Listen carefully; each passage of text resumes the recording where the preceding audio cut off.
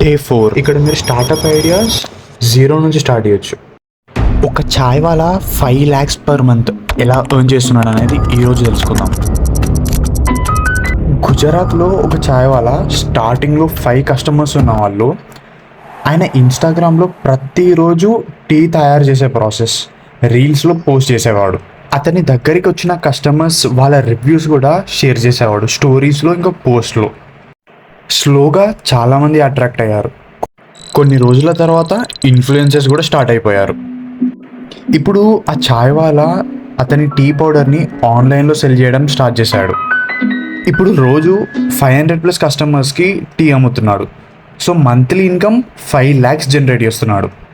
ఇక్కడ అతని main key role ఎలా ప్లే చేసిందంటే, బిజినెస్ని పెంచాలంటే మీ స్టోరీని చెప్పాలి, బిహైండ్ ద సీన్స్ చూపించాలి.